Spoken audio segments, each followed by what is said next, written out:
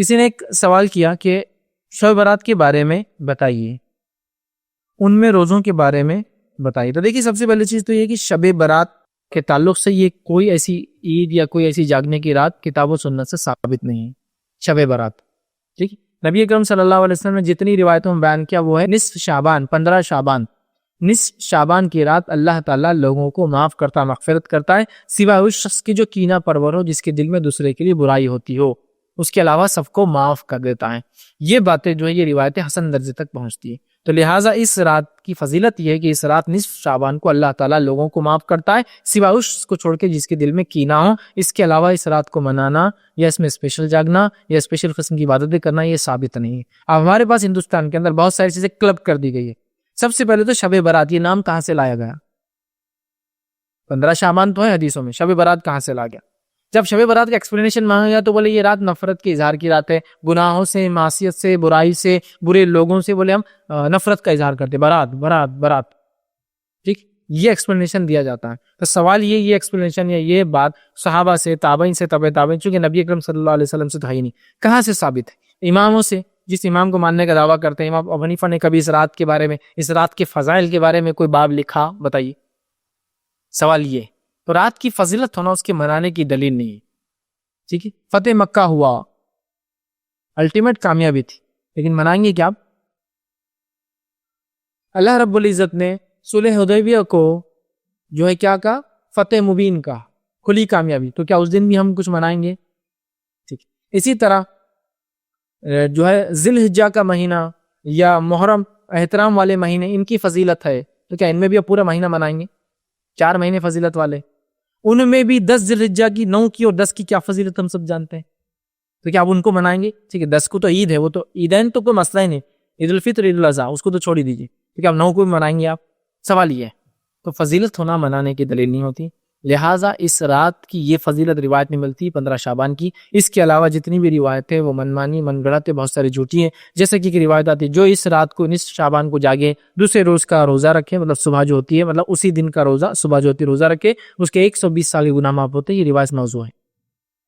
ٹھیک ہے، تو لہٰذا اس کے تعلق سے بہت ساری موضوع اور من گھڑت روایتیں ہیں. تو لہٰذا نصف شعبان کو اللہ لوگوں کو معاف کرتا ہے، لیکن اس کو منانا، جاگنا، 100 رکعتیں پڑھنا، قیام اللیل اسپیشل اس رات میں کرنا، اور اس کے بعد جو ہے سورہ اخلاص والی نماز ہے وہ 11 بار، 7 بار، اور سورہ یاسین کو مغرب کے 7 بار پڑھنا. پھر 2 گانے بول کے نماز 6 رکعت پڑھتے ہیں، 2 رکعت برکت کے لیے، 2 رکعت روزی کے لیے، 2 رکعت عمر میں برکت کے لیے، اور پتہ نہیں 2 رکعت اور کیا رہتی ہے.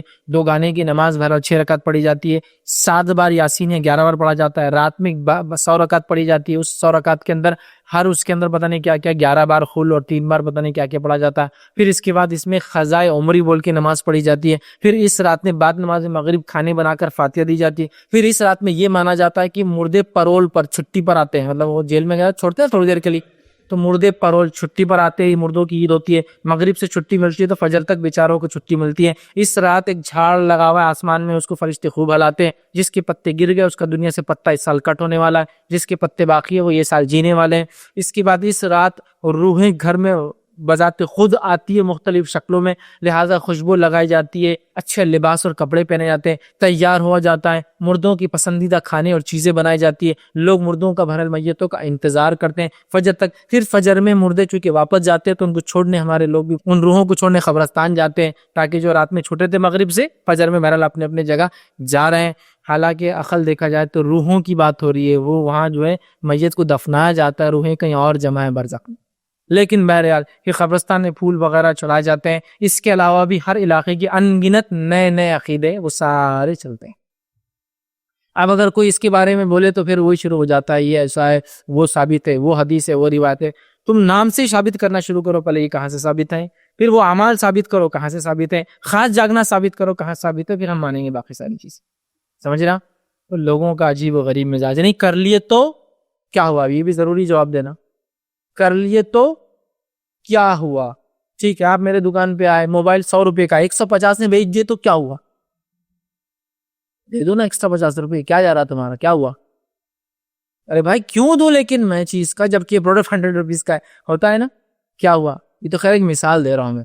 لیکن دین میں کیا ہوا جو آپ سوال کریں نا، یہ انتہائی درجے سے گھٹیا سوال ہے. یہ کوشچن ہی غلط ہے. کیا ہوا؟ کیا ہوا, چونکہ کیا ہوا کے چکر میں پورا دین کو بدل دیے, اور اب بولنا پڑا دیندار لوگوں کو یہ دین کے ساتھ کیا ہوا.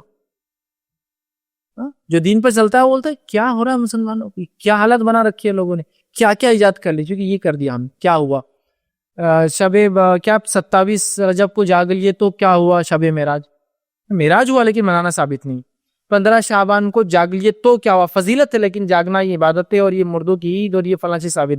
اچھا اب تو نیا بھی آ گیا, بولے قرآن سے ثابت ہے یہ رات, اس رات میں بولے قرآن اترا, اس رات قرآن اترا. اچھا بولے وہ انا انزلنا فی لیلۃ القدر, تو بولے دونوں بار اترا, وہاں بھی اترا بولے یہاں بھی اترا.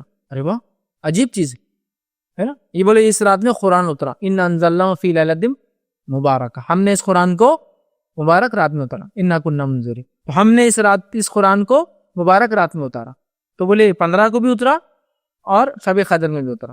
اب ثابت کرو تو وہ کچھ نہیں, لیکن دلیل دینا, چونکہ اب لوگ بولے دلیل تو قرآن بولتے آدمی اتارے, قرآن سے آ گیا تو ثابت ہو گیا.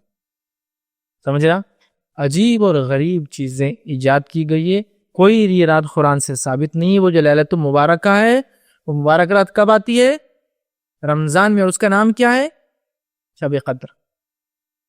یہاں کا انا انزلناہ فی لیلۃ القدر, مطلب قدر رات قدر والی, قدر و منزلت والی ہے.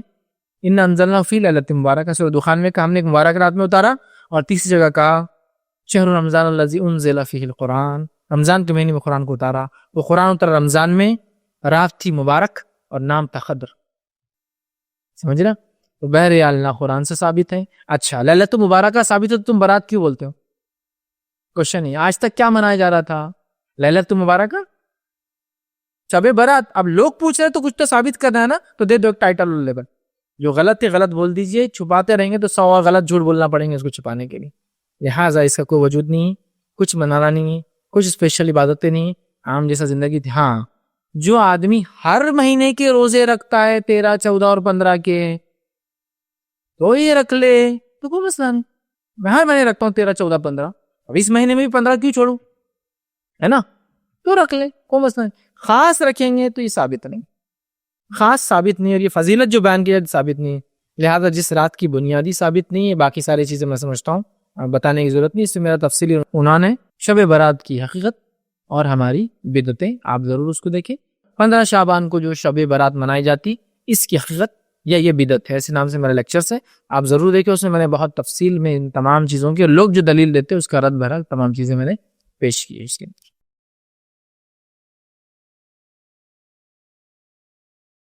السلام علیکم. آپ بھی ہمارے اس کام میں تعاون کریں اپنی زکات و صدقات کے ذریعے. ڈونیشن ڈیٹیلز کے لیے ڈونیٹ اس پر کلک کریں. اگر آپ کو ہمارے ویڈیوز پسند آئے ہیں تو اسے شیئر کریں اور ثواب کے حقدار بنیں. روزانہ ہمارے ویڈیوز کو پانے کے لیے ہمارے YouTube چینل کو سبسکرائب کریں اور بیل آئکن دبائیں. ہم سے دیگر سوشل میڈیا پر جڑنے کے لیے ویڈیو میں دیے گئے آئی ڈی کو سرچ کریں. جزاک اللہ.